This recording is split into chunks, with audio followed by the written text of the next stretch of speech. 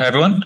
Thanks for coming. So we're from the NASA Earthdata team. I'm here with Paul, our product owner and project manager. Also, the person to ask any difficult question to. I take the easy questions. My name is Tim, and I'm a user development specialist. Means I work on a lot of the topic page content you'll see around Earthdata, as well as some other things that we're going to talk about. So this is really meant to be kind of helpful for any level of folks who have been using Earthdata, whether it's first time you're just starting to explore it, or whether you've been working with Earthdata for a while. It's a chance to really share what the site is, what we've been working on, and kind of how we're picturing its role as we continue to grow and expand it. So overall, the way this is structured, we'll just start with a simple kind of introduction on what exactly the Earthdata website is. We'll do a quick tour, which again might be recap for some of you, but just going over the major sections of the website, how we envision their role, what some of these important subsections are. We do have a couple of workshop activities, which are going to be based around just exploring some different parts of Earthdata and kind of seeing how the process of finding and using Earth science data through the website would go, which can be done in breakout groups or individually. We can sort that out. We're going to circle back to just highlight a couple more specific parts of the website, and then we'll end with closing discussion. I anticipate there will be plenty of times for questions about everything, but of course we do have the sched notes open as well. So if you think of anything later, or you think of anything you don't manage to get to today, please add it in there. And if you want, add your name and kind of the context you're coming from, because part of the whole point of this is feedback, and we'd love to hear what you all are thinking about this. We're also going to have a couple Slido things pop up, and you will be tested on them later, so don't worry about it. Anyway, so to start with, what is Earthdata? And we're going to start with some Slidos, which you should be able to join from computer or phone. We're just going to do about a minute each, but this is just to kind of get a sense of where people are coming from. So first one, how much experience do you have with NASA Earthdata? Just broadly, never used it. Some basic poking around the website, you've used it occasionally, or you're regularly using it, just to kind of see where people are coming from. My paycheck depends on my answer to this one. So. There's haven't used it. I poked around. Or like the never used. This is thing. Okay, cool. So looks like a bunch of folks use it regularly, but we've got a bunch of different levels of familiarity with this. So that's good. It's going to be a helpful introduction if you've only just explored the website. Some are interested to learn more as well. Next, we got another one, which is a general kind of background one. I don't know how that's on there, but just interested how people would describe their role. And this is open. You can use what you think makes sense, but we're kind of thinking like academic background, research background. Okay. Move on, and we just have one more, and then I will actually talk for more than 15 seconds at a time. So seeing what sort of earth science category do you feel your work most aligns with? We're thinking, atmospheric science, climate science, ocean science, just can be as broad or as specific as you want to put it here. Okay. Cool. All right. A lot of atmospheric, one ocean. So it's a marine bio major. Cool. Anyway, okay. So thanks. We're going to follow it now. You all pass for the moment. Okay, so to start, what exactly is Earthdata, and what is the Earthdata website? So there's two answers to this. One simple answer is a data repository, and I realize people here have very specific meanings when they say the word repository. I've kind of realized over the past couple of days. So what I mean is a place where all of the data from across NASA is to be available. This includes data from our different distributive archive centers from different DACs. But this also includes data from field and air campaigns, satellite observations, historical data sets. There's in situ measurements in there. So from all of these different places, we're pulling together this data to be available on one website. I think better answer, though, is we're really thinking about this as a community where different folks at all levels of experience with earth science can interact. You can learn from each other. You can use the resources on Earthdata, and hopefully really foster this kind of cross-disciplinary research by having all of this information available in one place. And a way that we think about that is thinking about the different people that might come to the website. These categories are by no means kind of strict ways we're categorizing categorizing our users. But when we think of people that come into it with a level of familiarity on a certain topic, we want there to be something useful for everyone. So if you're seeing a topic for the first time in a kind of more exploratory role, we have things like the Pathfinder pages that I've mentioned, which are supposed to provide kind of an introduction to different scientific topics. We have user stories of the way that data is being used in the field. We have image of the week. We have things that can really be engaged with relatively little background knowledge and get you into learning more about all these different topics. As you kind of get more involved in research, we have webinars, we have data recipes. And eventually for folks that are really experienced, know exactly what they need out of their data, we have things like APIs, we have data updates. We also have, or are working on Jupyter notebooks and again, continually adding more data recipes and kind of in-depth resources to Earthdata. So the idea is that whatever background you're coming for, Earthdata can really serve your needs here.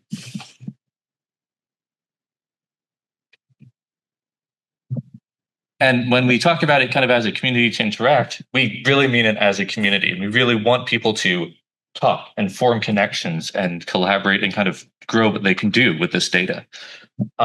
Two ways of doing that I want to highlight here. One is the Earthdata Forum. This is an ongoing forum where users are discussing what they're using the data for, best practices, the way that they're using it in their own research. I know that some of the mission and instrument teams will also directly share updates on their work there. So sometimes you will get reports directly from teams about data releases or changes to data products or something like that. I also want to mention RSET, the Applied Remote Census Training Program. So these are webinars that walk you through how to do specific tasks with NASA Earthdata. Maybe it's using vegetation indices to monitor forest health. Maybe it's looking at true color imagery to like map flood extent. And we have an archive of these available, but these are also things that you can register for and then join live. And that gives you the opportunity to work alongside the other folks taking the class, to ask questions of the instructors and really have that interaction as you learn this new material.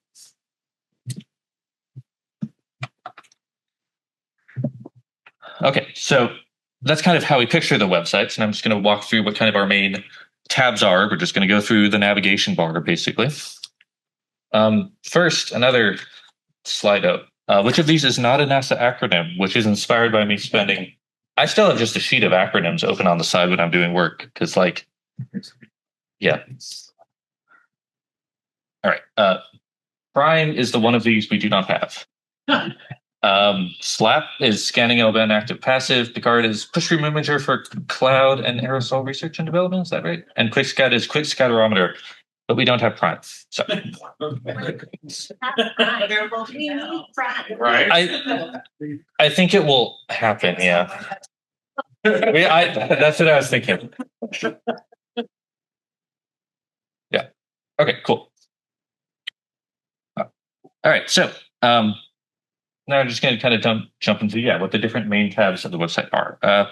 First is data. So this includes the data products and the search tools from throughout NASA's data library. And I think for a lot of folks, if you've been working with NASA data, if you know kind of what you need and exactly what you're looking for, this might be where you spend most of your time. So this includes our data catalog, which is where we keep, it's now over 12,000 and counting data sets from all throughout NASA's history. We have our data tools. So these are different things that you can use to really help with subsetting and doing some initial analysis of data before you download it, really help streamline workflows. And data alerts, which is our kind of running collection of updates from teams about anything happening with the data, new data releases, data retiring, changes to certain data products. This is also, we also have our near real-time NRT data here. So it has different latency periods, but those are also being continually updated as well from missions that have those. And we have topics. This is my stuff.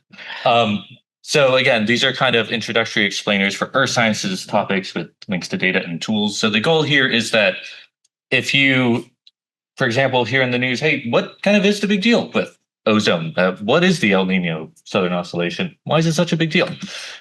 These are supposed to be things that can kind of help get you in the door there. They provide an overview of the topic.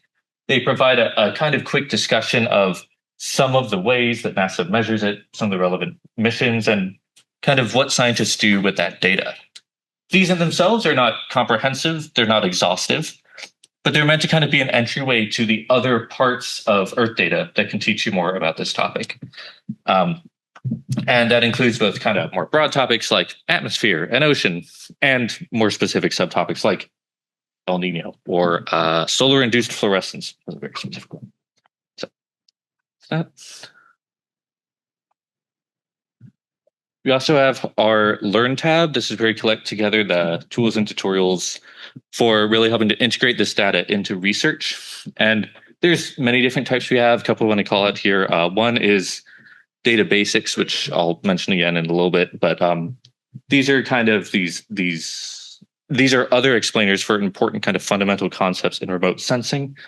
We have lots of tutorials and webinars. As mentioned before, there's also data recipes, there's cookbooks, there's Jupyter notebooks, there's the RSET training. There are a lot of materials, whether it's just general, hey, I'd like to learn how I would start to work with NetCDF files, or it's, I want to know how people analyze flooding conditions using synthetic aperture radar, right? And a huge range of resources that are there and completely open for everyone to use. We also have our centers tab, which is where you can view information about our different data centers. So that's the distributive active archive centers, as well as the work done by the science investigator-led processing systems. So if you want to go through all of, we've got this huge catalog of data, and this is an easy way to view it, organized by specific DACs or specific SIPs, the processing systems, just to get it all that data in a different way.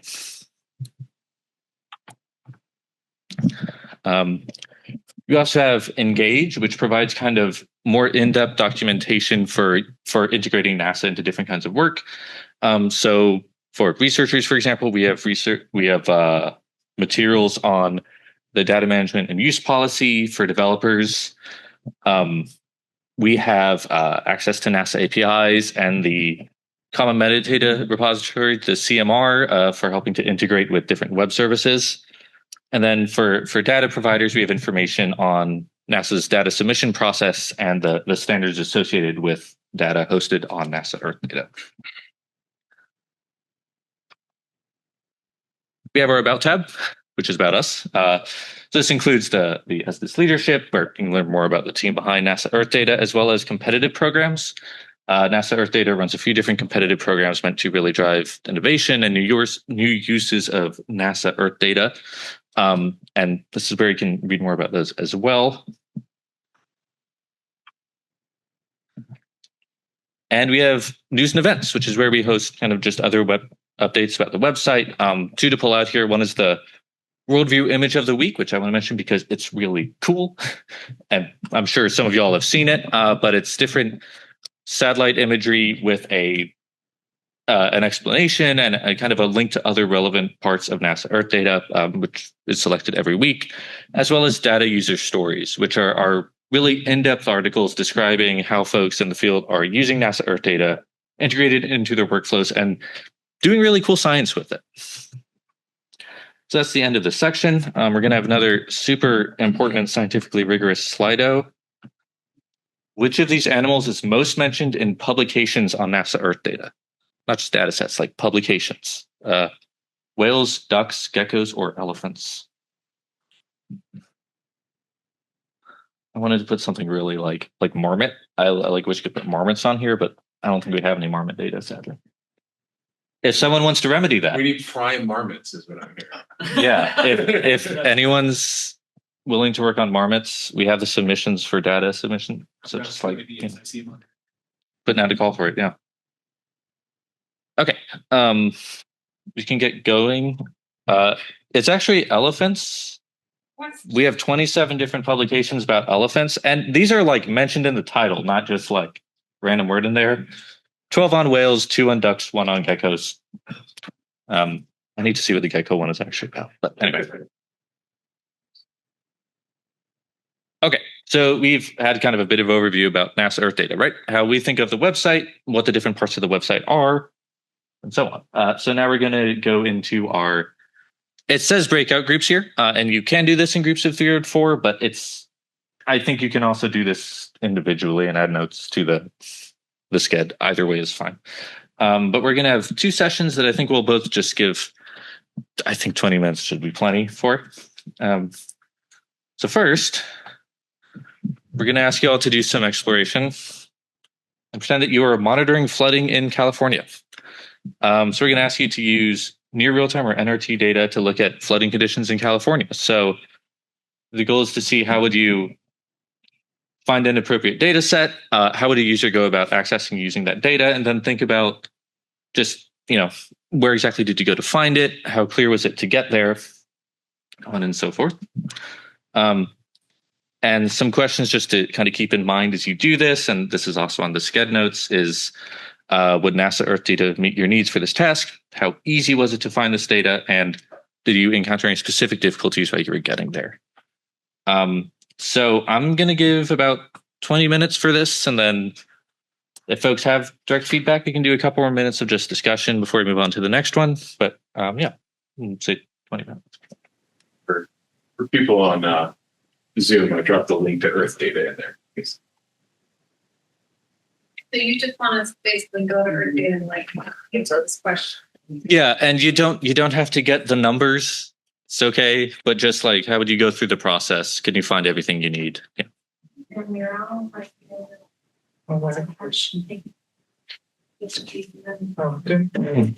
Yeah. So do all of these collections of visualizations? Some I would have loved. So I don't know. I think that's sometimes it's weird. Just maps, but moving stuff. So I think I understand that most of them were ongoing motions, right? We really don't have visualization. But then later on, they started us. So that's, yeah. I wish we had everything for everything, right? Yes. Sure. Yeah, I found one too. Yeah. Yeah. So I was the scrum master. Yeah. Okay. Yeah, that's kind of I struggle with the mobile sometimes. It's easy. It is. Yeah. Yeah. No, that's a good point. And I mean, unfortunately. Okay, in retrospect, we might just do a few more minutes. I think 20 minutes might have been maybe more time than. You're in a room full of power users. You know that. Yeah. We get to where we I think we probably got okay. You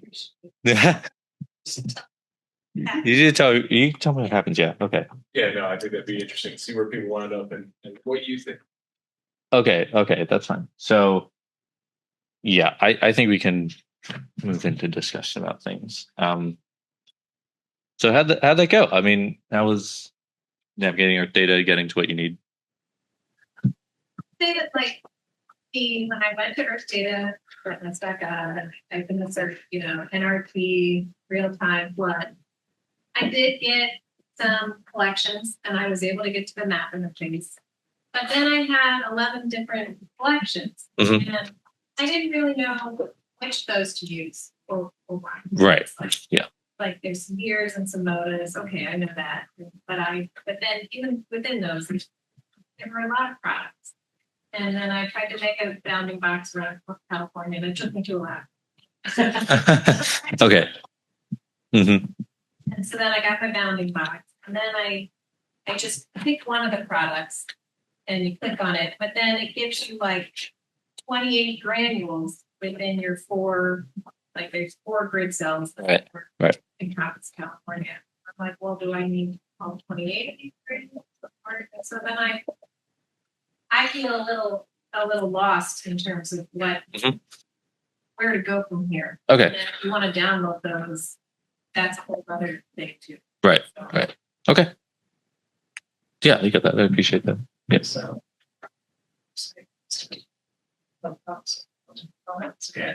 Spatial parks, so I just went directly to the research. Yeah. I was able to draw my box around California, so that's the latest widget. Type in flood. And yeah. Text 5 minutes. Okay. Right. Gotcha. Yeah. Okay. So I don't usually do data searches. So I went in and I just did natural language search in the search bar and said, hey, give me some near real time data. Yeah. Come on, starts in California. And it came up with like a whole bunch of AQ data, which I assume was air quality. It's like, okay. So I went back and I said, okay, so give me, I said, what data should we be looking at to monitor flood? Right. And that didn't really give me much useful. So I went back and said, okay, wait, I know that I want NRTs. I know that Lance right there. So I said, try Lance. Yeah. So it brought me to Lance's site. And then within Lance, I put in flooding there. There was obvious. Sure. Lance about that. And then that sent me to the search and said, here, you should use Modus.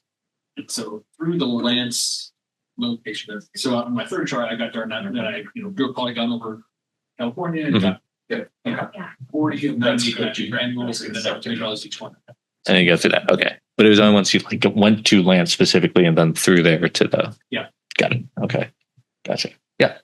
The mobile side, right off the bat, the first thing that comes up is not like a map to draw bounding box, which is fine. But I tried to go through the filters, trying different like terrestrial, hydrosphere, and those don't really get you to flooding first. Right.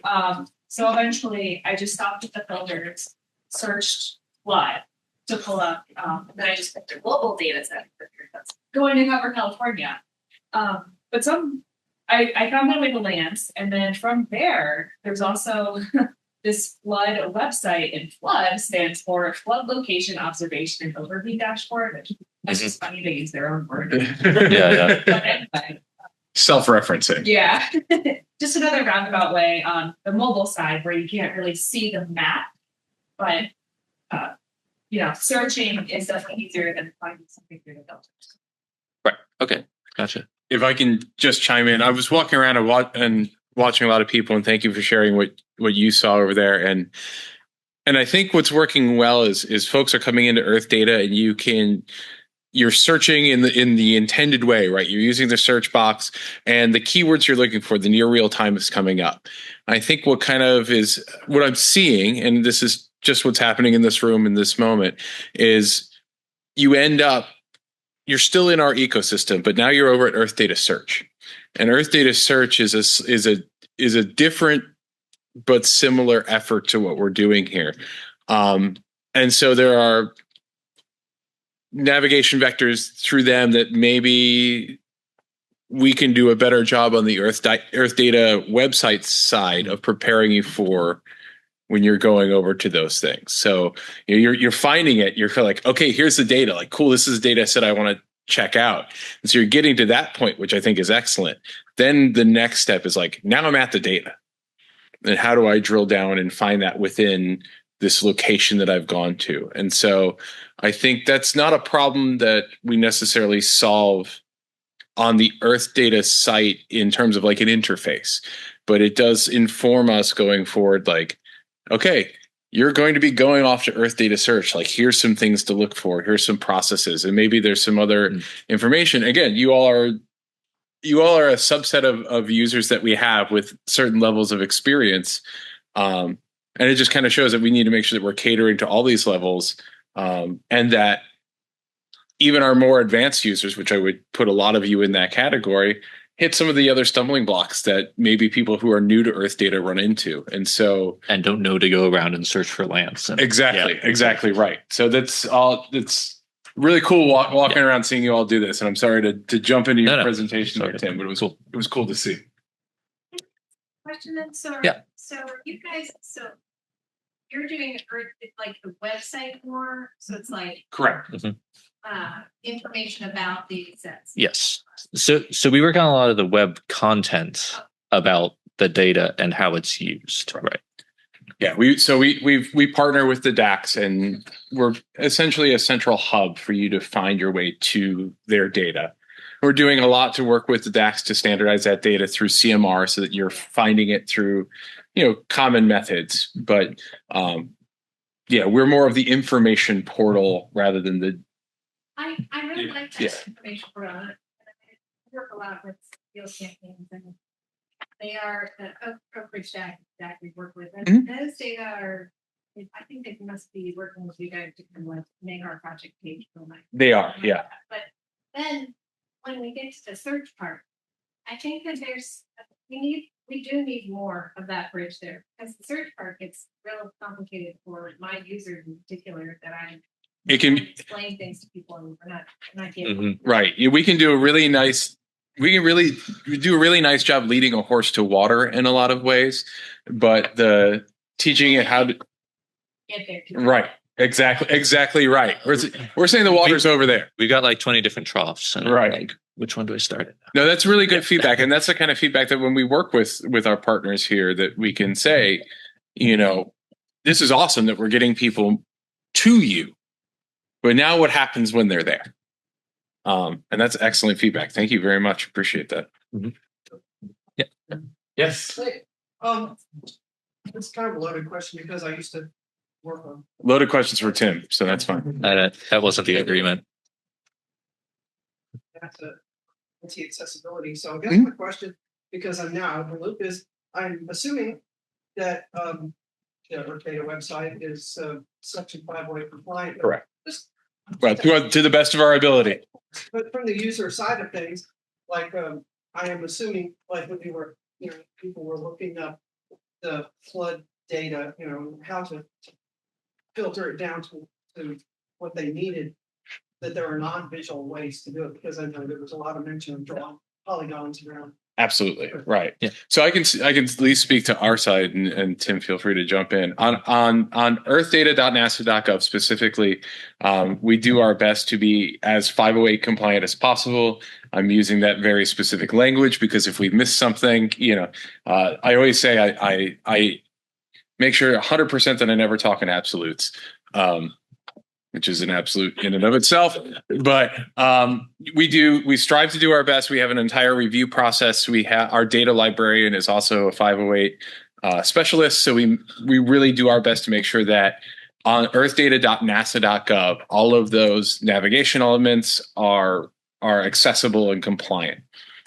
I can't speak directly to things like Earthdata search. Obviously, there's a government charge for that, but we're not the ones that are in charge of that. I am not familiar enough with screen readers to say I know how to draw a bounding box using that method. I know there's the capability to like manually enter coordinates for bounding boxes to manually set date ranges, and I won't say that that's as easy as just dragging on a map, but I know that we have the capability to do that if you know what you're looking for. Yeah. But I'll also say that, even though I'm talking about, that's another site, right? And that's their thing to deal with, right? They're a partner of ours. And so if you're finding them through Earthdata, you can communicate directly with us. And if you're finding those sort of challenges, let us know and we'll work with folks to get that message out. Mm-hmm. Much feedback from users about pros or cons of doing a search, search on the website for data, go to the kind of tools to search for data on that site. So this is my opportunity to say that I'm new here, despite the fact that I just had my 19th anniversary working with NASA. But I recently took on the project management role from Andy Thomas that some of you may have worked with before. I can't speak to a lot of the complaints that maybe have surfaced or the concerns, or complaints and concerns sound negative, but just the things that have come up in the past. I don't have anything in my record about search on the search, but obviously that's something that we need to think about and take back and find a solution. Now the solution may still be search within a search, but directing people in the appropriate way to handle that. So that's why I appreciate feedback. Yep. Yeah, for sure. Thank you. Feedback's way better.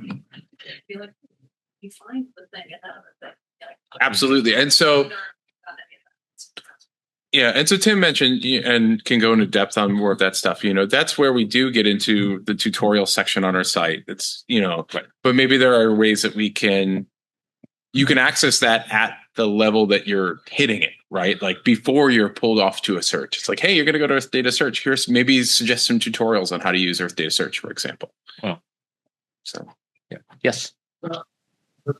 trying to kind of put myself in the mindset of someone in the community.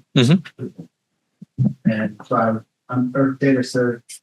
I'm looking for flood. I get to see a listing of a lot of potential things that might be interesting. But then I'm comparing that when I'm looking for fire. Right. Flood, same. And for fire, I get a whole lot of different kind of experience with firms, for example. There's a map that I can immediately connect to and see how to drill down. So I guess it depends what are we looking for in terms of accessibility of Earth data. If we're looking to help, to help the experts, well, they probably already know their tool, what exactly works for them, and they're probably not the ones that have to. Right.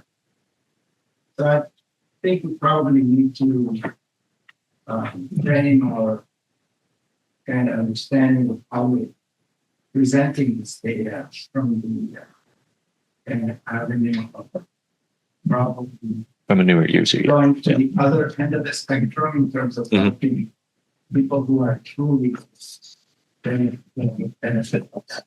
So, absolutely. you understand what I do, yeah. I'll also probably say that the experts really benefit from that too. You can be very narrow.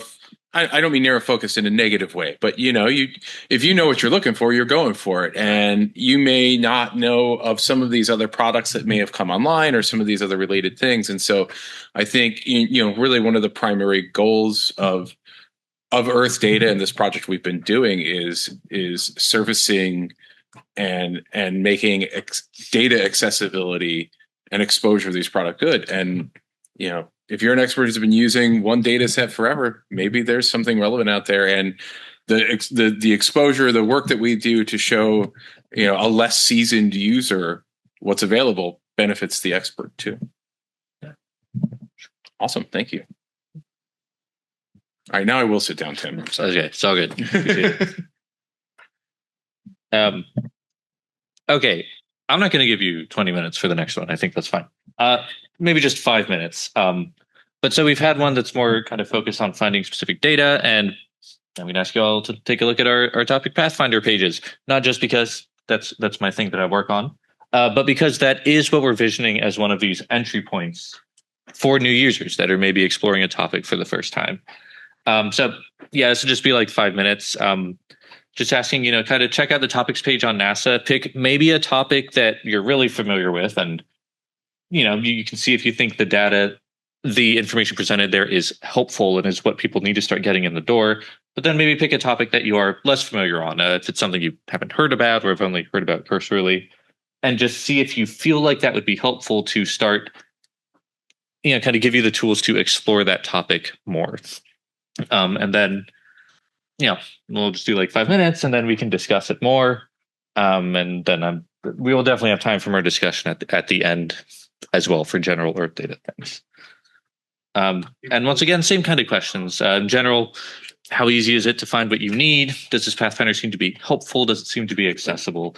And any other, experiences you run into when you're navigating this. Okay, I think we probably wrap that up. That's good. So once again, I'd like to hear how that went, what you noticed about Pathfinders, how the process was, and although I know it's not always, intuitive, right? How do you think that would be for a new user, right, coming across these topics for the first time? And we have a mic this time. Ooh, all right. We have a loud mic this time. There, I broke it in for you. Thank you. So I started off by just picking one of the topics that came up first. It might look different on the desktop site. I'm on the mobile, so it gave me an automatic list instead of going straight to all topics. So I clicked some there. I really like how at the bottom you have blog posts. You write how long you expect it to take to read that, go through it. You have the dates. You mark if something was the worldview image of the week. So I think that's a great way to get someone introduced to a topic and show them how it's actually relevant. So I chose Solid Earth to start. That's not something that I actually know much about. So I felt like the information was great just for someone of my knowledge level for that. So I feel like a beginner would be good too. And then I went into the actual view all topics list. One of the things I noticed is if you go to F, there's flooding and floods, and those take you to different pages.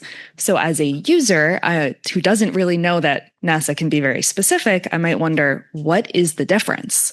And they do take you to like different pathfinders, and then there's different resources listed at the bottom. One note, this is more of a developer side because I'm a web developer, sorry. But you list some resources for RSET trainings, but you don't have an estimated time length. I don't know if those are provided through the RSET trainings that you picked specifically, but if you have the length of time to read blog posts, I think it'd be great to include the length of time to go through the trainings. That's great feedback. Thank you. I would say about the topics, that is some. I will say about the topics, that's something we're continuing to work on. That's something that I, as a new person, came in was just super annoying about. So we're working on that.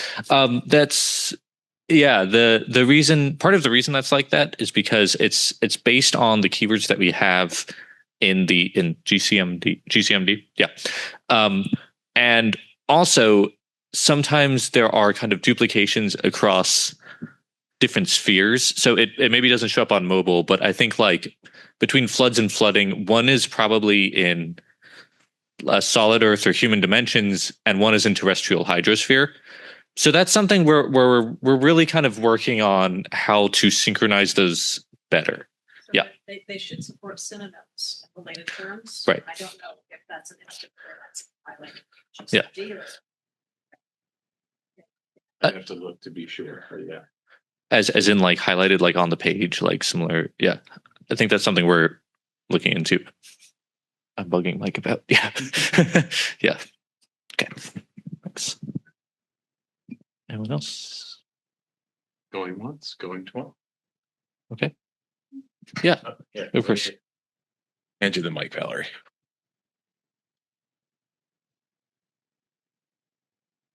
Yeah, I went looking for fires. It's not one of the topics, but there is the natural hazards. It took a few clicking to get around to get to a Lance and Firms page that talked about what products are useful for fires. And so it was a little bit of a roundabout, circuitous route, but I figure with all the smokes and all the fires and stuff, like the whole topic of this week seems to be fires, data and tools.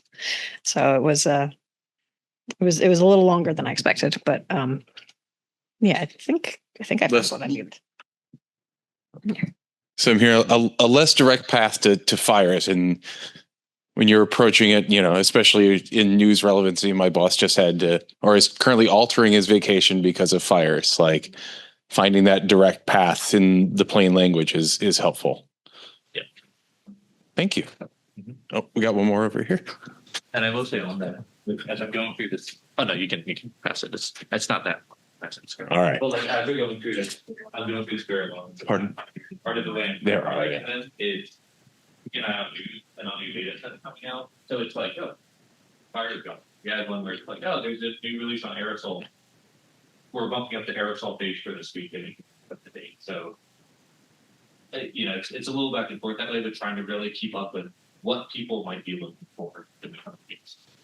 I think, that's really loud. That's awesome. Yeah, I looked for fire also, and I didn't see it on the topic page. So I just typed it in the search, and I ended up on a page where they had the news and the data sets, and everything was there. And so then I was trying to click off the data set so I could just kind of get to the news. But it was showing me 2020 stuff. And I was like, I know there's so much newer stuff, but I was having a hard time getting to what I knew was there. And then I ended up to a cool worldview site where you could kind of see smoke, but it was also from 2021. And I was like, I know there's newer stuff, but I can't find the newer stuff.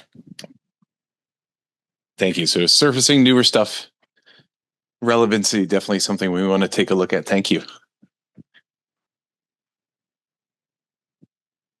Anyone else right now? And then again, we have plenty of time for discussion. But awesome. Okay, if there's no specific feedback right now, so, nope, sorry. So I just want to close up with highlighting a couple more kind of specific features of the site. And most of these will be kind of geared more towards those newer users that might be using Earthdata as kind of an entry point for doing more research. First thing I want to highlight here is our data basics. So this is kind of a step back from the discussion of different satellite data and missions and really explaining the fundamentals of remote sensing to someone that might be using it for a first time. Things like orbits. What exactly is the electromagnetic spectrum? What's the difference between active and passive instruments? So this is something that we've added to our Learn tab to really help people, again, really get in the door and start thinking about satellite data and what you can do with it as they explore the website. I also want to highlight that we have a section on GIS at NASA. So that includes tutorials and data recipes. It includes direct downloads of shape files. And it's set up to help integrate NASA data with ArcGIS image services, with web mapping services, and other GIS features like that. And so this is to really help ease those workflows and kind of work this more easily into geospatial products and visualizations. We also have our Earthdata search, which some of you, I think probably most of you know about at this point. But Earthdata search, we do really have as a helpful tool to get to that data because it has the ability to, for example, set up bounding boxes, to set up filters, to visualize the data in real time so you can see exactly what you're downloading and if it's going to meet your needs before you queue up a whole bunch of things and then walk away from your computer for 3 hours. So that's one tool we really have there.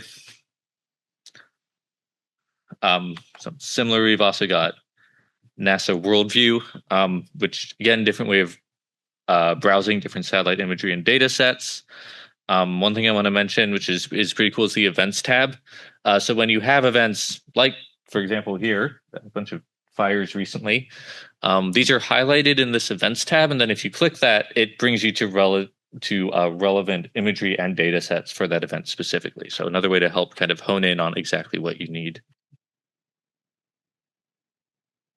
I also want to come back with another plug for the Earthdata Forum, which again, we've mentioned a couple times now, but this really is a great place for, there's always new content being posted there about new data, about folks troubleshooting together, discovering new data, making suggestions to forward their research. So this is a really great resource for being involved with the Earthdata community and in really hearing about things as they happen, moving forward with Earthdata. So, sorry. Okay. So that's the kind of main content of the presentation. So I just have a couple more Slidos I want to put up just so we've got everyone's answers kind of collected. Again, we'll just do a minute on each of those really. But then we can just discuss more if anyone's got more questions about this or just Earthdata in general. So first one is, which Earthdata features of specific sections or tools do you think that you are most likely to use in your work? What do you think is most helpful for the work that you do? And yeah, I'll give this a minute. Yeah.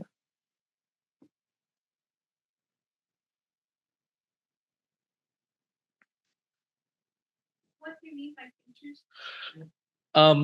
I would say that could be open, whether you're like there's specific sections of the site I know I'll spend more time on, or you're like, this tool I found is great for what I'm doing. Yeah. Is that you, Paul? With admin, yeah. I hope that's you. I hope that's you. If not, we've got security work. Yeah.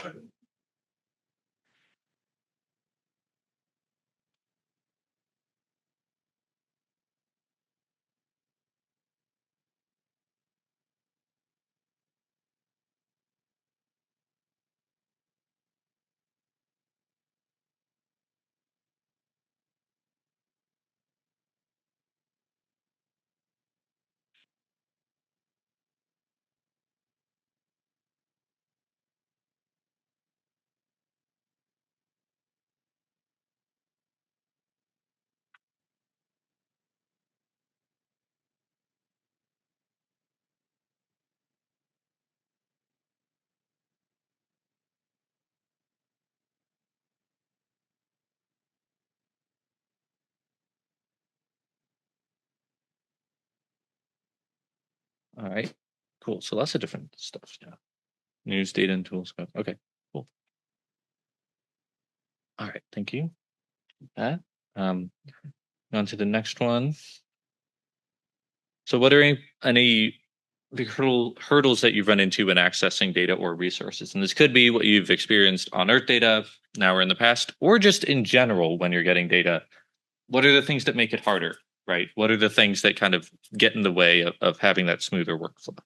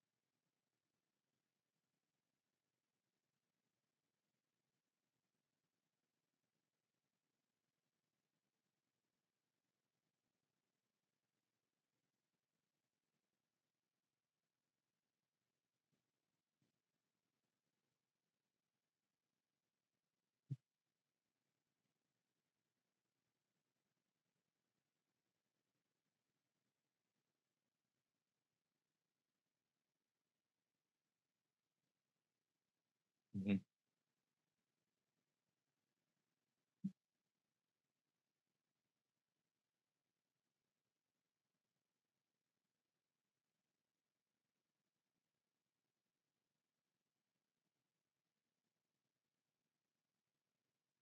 Okay, just wait for. Okay, let me stop typing.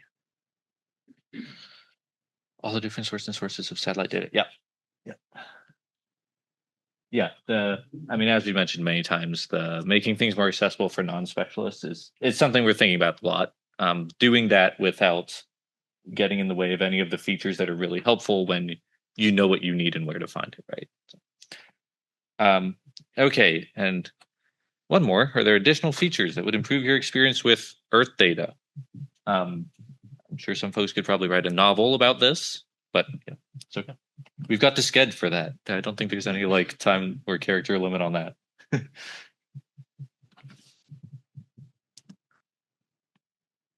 think folks are done typing for now. Okay, so thank you. I really appreciate the input from everyone. We've got 15-ish minutes, right? So plenty of time if you've got other questions about this Earthdata in general. You think of anything else?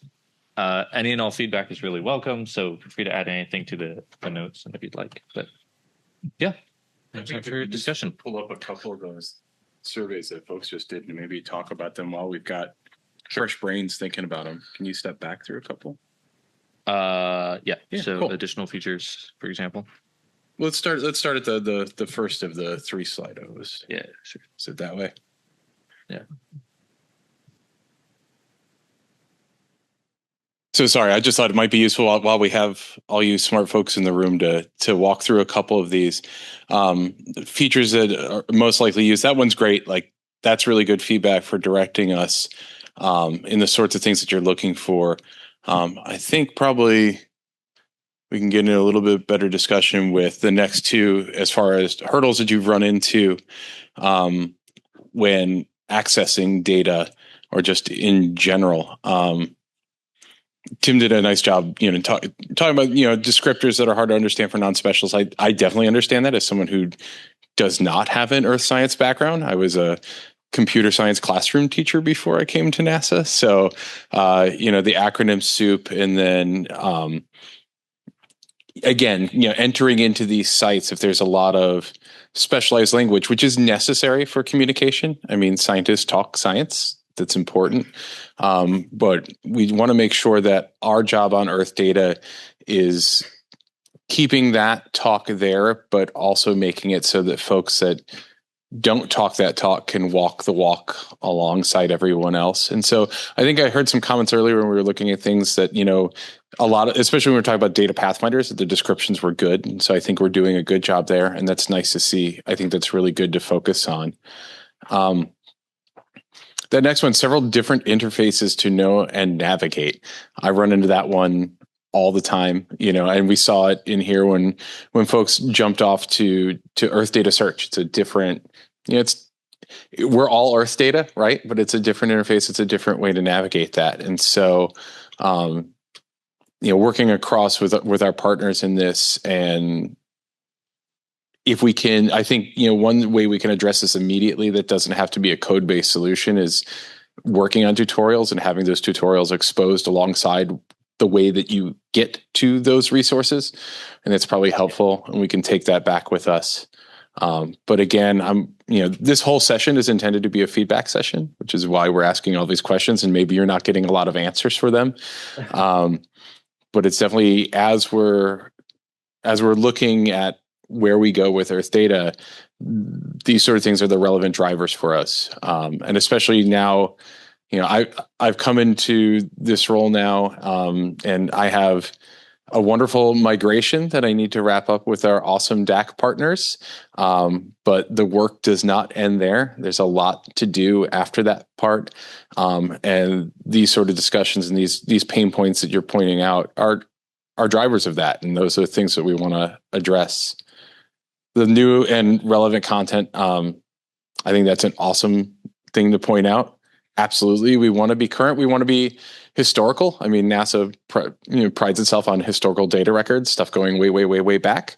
But also the time that people are thinking about fires is like this week when all of these things are going on. And you want to find that relevancy. And then, the Earthdata search has an app to download. That's tough to due to IT restrictions. Heard. I heard someone in a talk earlier this week say, I think that it was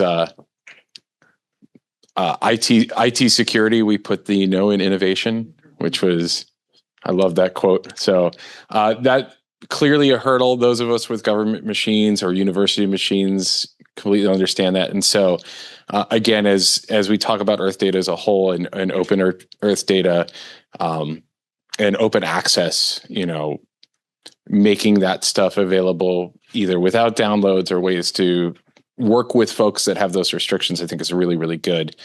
And there are people smarter than me working on those things, but that doesn't mean we can't address those in these. You can jump to the next one if you want and just hit a couple of. Give me the code button. I love that I keep saying as a developer, I really should say as a former developer. I'm just coming to terms with my life at this point, but the give me the code button is awesome. I'm glad you all are using Worldview. That's another example of, one of our partners. We don't directly manage Worldview, but it's a really nice, and honestly, one of the things I'd love to hear is that you're looking at Worldview and you're just thinking it as part of Earthdata, because it is, right? That's a presentation we want. But, I run a website still behind the scenes called EONet, which powers part of what you're seeing in Earthdata, in Worldview, and we're linking across. And so we have a great partnership with those folks, and I will absolutely take that feedback back to them. I think that's definitely something useful. The next comment, along with the blogs, suggested data sets on pages, and with the 80% of people interested, that's awesome, right? I love relevancy. That's a really cool comment. There are challenges in how you determine that, right? Other than direct feedback, we can only collect so much data on folks as we go through, but we can make assumptions based on analytics on where people are going, and I think that's really cool. I really want to sink my teeth into that one and look at that one. Faster load times, yeah, I know. Yeah, we're trying. We're doing our best, and we hope to keep improving that. And again, as we want this feedback loop to continue after today.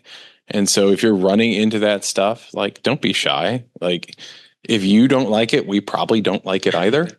But we also mean, we may not be aware. You could be in a really hyper specific spot. You could have the craziest query we've ever seen and you're hammering the database. But if it's relevant to you, it's relevant to us. So we want to do that.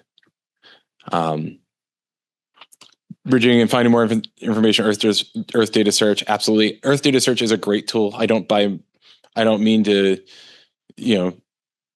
I hope I haven't said anything that sounded negative about Earth data search. I am a casual user of data, right? I am like the basic guy that goes in, and I think there are just ways, again, we can bridge that information. We can make it more accessible across all experience levels. And so it's awesome. And then organizing data in line with the NASA spheres. I turned around to see who from headquarters was here, and that I was probably having a meeting with soon because this has been a big topic. That is work that we're looking to do in the start of the new calendar year. So I'm looking forward to it. I think it's a really good opportunity. Everyone always has mixed feelings about changing that kind of stuff around. I want to make sure that if you're someone at a DAC level or somewhere else that's impacted by that we're hearing your concerns as we reorganize that data into the spheres.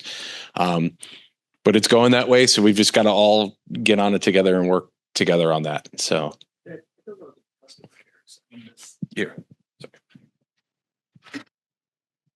I guess I'm not sure that customer cares. If you're an academic and writing a paper, maybe you're associated with NASA in other ways and you're aware of the spheres. But if you're just somebody looking for data or your operations, I don't know that you care what the spheres are. You're just going to look for, okay, where's my flooding data?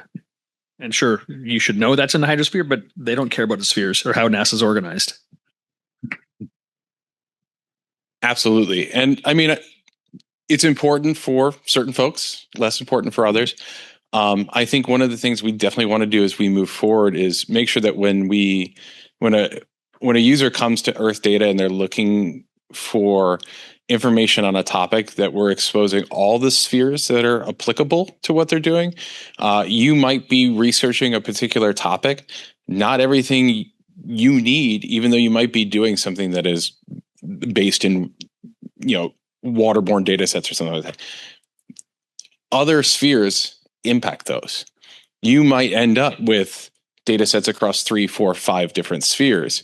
Flooding is a good one because flooding is precipitation, but it's also geology, but it's also climate, but it's also human dimensions and vulnerable populations. And there's so many parts of it that you want to, if you can come from all these different places to floods, you want to be able to go from floods to all these different places, right? So, Thank you. I have some opportunities for maybe collaboration and bridging divides. So the NASA Disasters Group had been working with Worldview a lot about cataloging events. I don't know if they made... I had suggested a while ago of like, hey, we should be able to determine based on all of these past events, what kinds of data products are useful for these events. And I don't know if that made it into their events database or not, but that might be a useful tool to help drive discovery based on, these kinds of natural hazards and event type. Here's previous events, here's data sets, current data sets of those types. There's a lot that really could be. I think language models now are at a point where they can really help with that. Another aspect is the ESDIS project. We'd had a UI UX team years back who did considerable effort to try to define distinct user profiles and go down those user journey paths to try to reduce time to science and try to make sure that we have the workflow for, someone who doesn't really know and they want to find out more before they get to it versus like I know exactly what I want. I just want to get to it quick.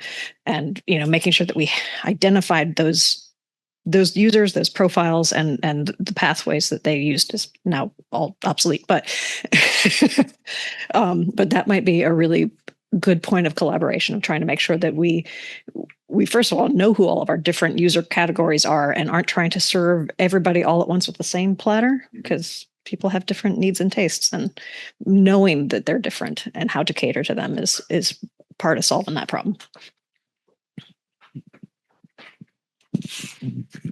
Thank you. I remember when they did those pathways too. It was a really cool exercise. But again, it's something, as we progress, that's something that it's a snapshot in time and we need to revisit it. And yeah. Yeah, that's true. The profiles may not be so different, but the pathways certainly. And then, getting back to what you were talking about with the language models now, I know again, I've been wearing a development hat for a long time, and that's something that we've been interested in. There are barriers, but they're not insurmountable barriers to that. And again, not to make an excuse, but we've had a migration focus. I'm excited that part is coming to a close. I think this quality of the site has come up because of this migration. I think we're serving people well. I think we can serve people better. And I'm really excited to get to that next stage of that. And so that all comes into play here. So I'm fired up that I got put in this position at the time I did, because I get to do cool stuff after not that migration isn't cool. Okay. Not that migrating content isn't cool, but I get to do cool stuff after this. We have a lot of ideas. We can say we've got a running list and there's a lot of things that people suggest. And it's oh yeah, we're going to get to that. It's on there. Yeah. And we're finally going to get to it, which is cool. I know. Very excited. Okay. What else? Any other questions, concerns, complaints? Yes. Just from the Earthdata search side, which I know is separate-ish. Yeah, there are some things that are in the pipeline for Earthdata search that I'm not on the team that's directly involved with that, but we don't have anybody from search and discovery here, so I'll speak for them, I guess. Their natural language processing search is coming. It should be in production soon. So that hopefully will make some of the find flood data for California or whatever, this kind of stuff easier, and potentially be a usability for, if it's hard to draw a square around California, that helps there. And also I was glad to not hear anybody complain about Earthdata login, but we have federated login through Google that should be enabled soon. Awesome. So that will, if you already have Earthdata login, whatever, but people who are coming in, they're I don't want to have to get a new account for something. So that will be hopefully helpful.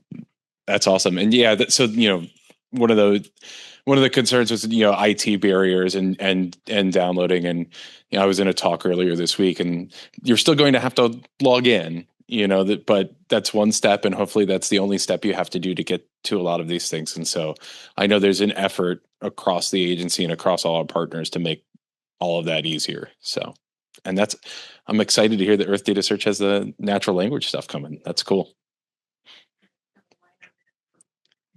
Yeah. So one of the minor nits was the first slide where it was our campaign data and our satellite data are our DAC data. they come in through the DACs, but some of the data that we do also host and provide and surface, increasingly we are making commercial data sets available for NASA funded research. We also have a lot of federated discovery with other US and international agencies. So that I was oh my God, we do federated discovery. Don't bury it. It's been there for years and no one wants to talk about it anymore. Just minor nits about the breadth of all that we surface. It's not even just NASA data. No, and that's a great point. And going back to, earlier conversation, I don't think, aside from trust issues, I don't think the consumers care if it's NASA specific data or if it's from somewhere. If it meets their needs, they can come to us and it's an assumed trusted source. And so, yeah, you're absolutely right. We definitely want to make sure that we're surfacing all of that. Thank you. All right, Tim, I'll run away. Okay. No, it's okay. Anything else? Or if anyone online has questions, I think you can just unmute and we should be able to hear you. But if not, that's okay. Nothing in the chat. You're okay. Okay.